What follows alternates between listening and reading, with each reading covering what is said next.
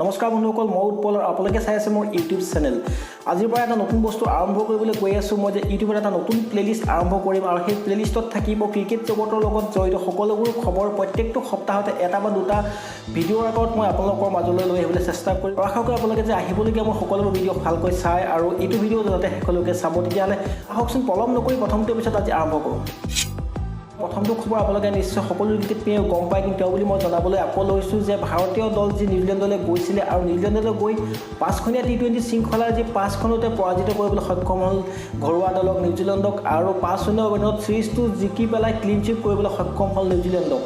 Team ইণ্ডিয়াই এটা নতুন ইতিহাস ৰচিবলৈ সক্ষম হ'ল যে নিউজিলেণ্ডলৈ গৈ নিউজিলেণ্ডক 5-0 ব্যৱধানত পৰাজিত কৰিবলৈ সক্ষম হ'ল। আগতে কেতিয়াও হোৱা নাছিলে আৰু এটা ইতিহাস ৰচিলে যে কোনো এটা ক্ৰিকেট দলে 5-0 ব্যৱধানত T20 ইণ্টাৰনেশ্যনেলত কাকো পৰাজিত কৰিবলৈ সক্ষম হোৱা নাছিলে আৰু ভাৰতেই একমাত্ৰ দল যে 5-0 ব্যৱধানত কোনো এটা বিপক্ষ দলক পৰাজিত কৰিবলৈ সক্ষম হ'ল।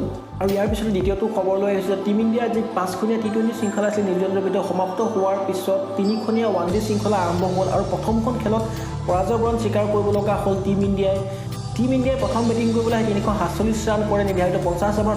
তাৰপিছত চেজিং কৰিবলৈ অহা নিউজিলেণ্ড দলটোৱে নিৰ্ধাৰিত 50 অভাৰ আগতে সেই লক্ষ্যত উপনীত হয় আৰু 4 উইকেটৰ বিনিময়ত প্ৰথমখন ওৱান-ডে ইণ্টাৰনেশ্যনেলত জয়লাভ কৰিবলৈ সক্ষম হয় ভাৰতৰ বিপক্ষে।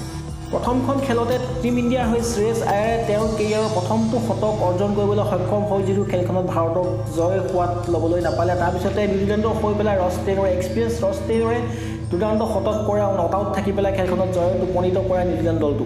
টিম ইণ্ডিয়াৰ হৈ নতুনকৈ দায়িত্ব লোৱা উইকেট কিপিঙৰ দায়িত্ব লোৱা KL ৰাহুলে এটা যথেষ্ট ভাল ইনিংছ খেলে। 5 নম্বৰত বেটিং কৰিবলৈ আহি তেওঁ নট আউট থাকে 88 ৰানৰ এটা সুন্দৰ ইনিংছ খেলে আৰু কেপ্টেইন বিৰাট কোহলিয়েও এটা অৰ্ধশতকীয় ইনিংছ খেলিবলৈ সক্ষম হয় প্ৰথমখন এদিনীয়া খেলত। 3 নম্বৰটো খবৰলৈ আপোনালোকে নিশ্চয় চাগে গম পাইছে যে আণ্ডাৰ-19 ৱৰ্ল্ড কাপ হৈ আছে আৰু সেই আণ্ডাৰ-19 ৱৰ্ল্ড কাপত ভাৰতৰ যি সফলতা আছিলে সেই সফলতা এই 2020 চনতো অব্যাহত আছে আৰু পুনৰবাৰ 2020 চনত তেওঁলোকে ফাইনেললৈ উপনীত হৈছে আৰু ছেমিফাইনেল খেলত চিৰবৈৰী পাকিস্তানক এটা খুব দমনীয়ভাৱে পৰাস্ত কৰিবলৈ সক্ষম হয় টিম ইণ্ডিয়া আৰু 10 উইকেটৰ বিনিময়ত খেলখনত জয়লাভ কৰিবলৈ সক্ষম হয় আণ্ডাৰ-19 ভাৰতীয় দলটো। আৰু 8 ফেব্ৰুৱাৰীত আমি সেই ফাইনেল খেলখন চাবলৈ পাম। নিশ্চয় আপোনালোকে চাব, যথেষ্ট ভাল হ'ব, কিয়নো টিম ইণ্ডিয়াৰ ভৱিষ্যতৰ খেলুৱৈ সেই আণ্ডাৰ-19 টিমত 2 এজন ওলাব পাৰে আৰু এছনবী জয়ছোৱাল বুলি যিজন খেলুৱৈ অপেনিং কৰিছে তেওঁ যি প্ৰদৰ্শন অব্যাহত আছে সেই প্ৰদৰ্শন যথেষ্ট অতুলনীয় আৰু যথেষ্ট প্ৰশংসনীয় প্ৰদৰ্শন কৰিবলৈ সক্ষম হৈছে। পাকিস্তানৰ বিৰুদ্ধে ছেমিফাইনেল খেলখনত তেওঁ এটা শতকীয় ইনিংছ খেলে আৰু যথেষ্ট ভাল লাগিলে। তেওঁ ইমান কম বয়সতে ইমান ভাল এটা ইনিংছ ছেমিফাইনেলৰ দৰে ডাঙৰ খেলত তেওঁ খেলিবলৈ সক্ষম হ'ল।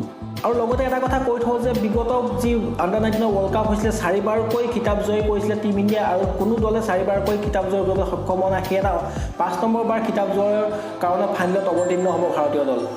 পিছৰ খবৰটো হ'ল ইংলেণ্ড যি চাউথ আফ্ৰিকালৈ খেলিবলৈ গৈছে আৰু প্ৰথমতে 4খনীয়া যি টেষ্ট শৃংখলা অনুষ্ঠিত হৈ গ'ল। সেই টেষ্ট শৃংখলাত ইংলেণ্ডে চাউথ আফ্ৰিকাক 3-1 ব্যৱধানত পৰাস্ত কৰিবলৈ সক্ষম হ'ল আৰু ইংলেণ্ডে গৈ পেলাই চাউথ আফ্ৰিকাৰ মাটিত তেওঁলোকৰ ঘৰত গৈ পেলাই তেওঁলোকক যি পৰাস্ত কৰিলে সেয়া চাউথ আফ্ৰিকাৰ কাৰণে যথেষ্ট দুখৰ খবৰ, কিয়নো এখন খেলত মাত্ৰ জয়লাভ কৰিবলৈ সক্ষম হ'ল আৰু 3খন টেষ্টতে ইংলেণ্ডে পৰাজয় কৰিলে চাউথ আফ্ৰিকাক। নেক্সটটো খবৰ চাউথ আফ্ৰিকা আৰু ইংলেণ্ডৰ মাজৰে এদিনীয়া শৃংখলা আৰম্ভ হ'ল। এদিনীয়া শৃংখলাত প্ৰথমখন খেলতে ঘৰুৱা দল চাউথ আফ্ৰিকাই ইংলেণ্ডক পৰাস্ত কৰিবলৈ সক্ষম হ'ল আৰু শৃংখলাটোত 1-0 ব্যৱধানত তেওঁলোক আগবাঢ়িবলৈ সক্ষম হৈছে।